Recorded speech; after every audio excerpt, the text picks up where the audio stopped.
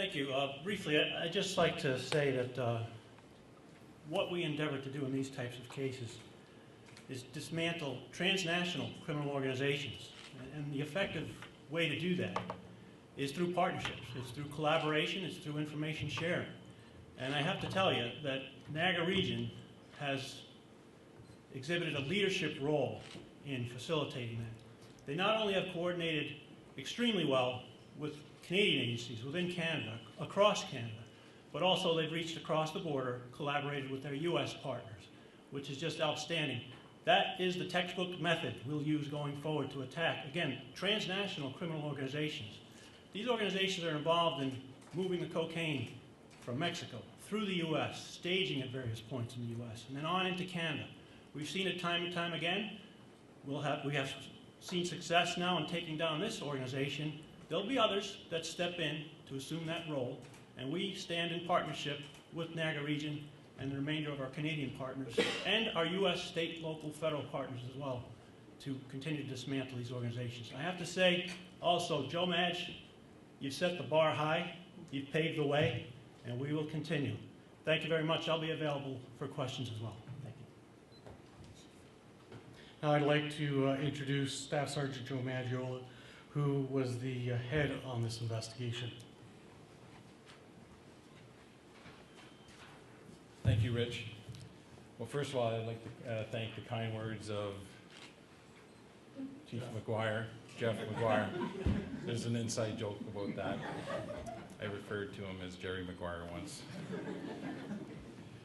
First of all, I'd like to thank our partners. We can't do investigations of this size without their assistance. And our partner from the Sûreté de Quebec yesterday executed warrants.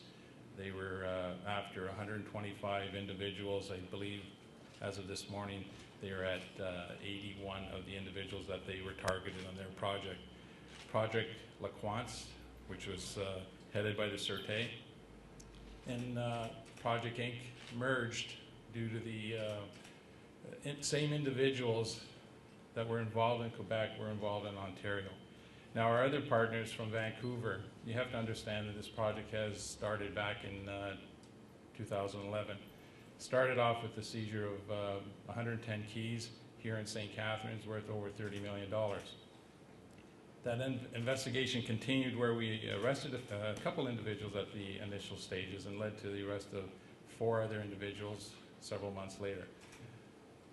As the chief and the deputy earlier had said, technology plays a big part. At the conclusion of Project Inc., the case is never finished. That technology led to Project Inc. Part 2. The technology that the criminals utilize in their network is the new system called the PGP, and we were very fortunate to address that issue, and the criminals at this time use technology to their advantage. Unfortunately, some of our budgets may not assist us in maintaining that level of investigation, and that's why you see a variety of partnerships joining forces to tackle the networks.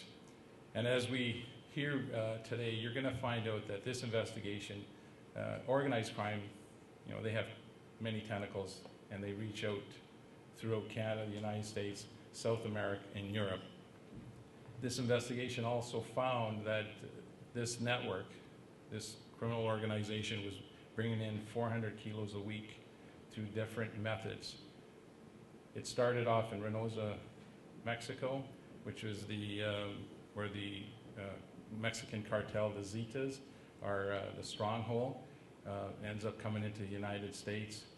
Some of their methods also utilize boats, airplanes, and utilize the Port of Vancouver, the Port of Montreal. And you imagine that what is 400 keys of cocaine coming into Canada? Well, 400 keys, when you translate that, is roughly 400,000 grams a week. Street value, that's over $40 million in 1 week. And you have to understand, by the end of the year, if these cartels and these organized criminal organizations, they stand to bring in around roughly $1.9 billion off the street. cocaine is a serious problem.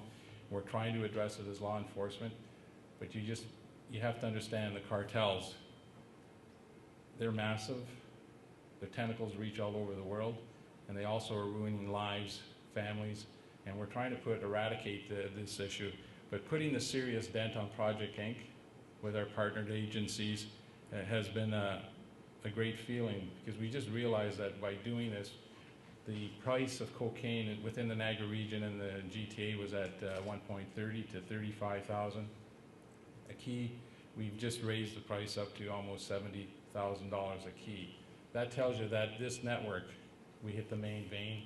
We've disrupted quite a few groups within the GTA, Niagara, and elsewhere in Canada and Vancouver. I just want to say that I've been really proud to work for the last 36 years and to end my career with a group of guys that knew how to do their job. And I'm really glad to be partnered with our fellow partnerships, because I think in the future this is the only way that we can combat crime, joining forces, and I thank you for being supportive throughout this project. Now, I'm prepared to answer any questions in regards to Project Inc. So, Rich, maybe we can control the floor for me, please. Yeah.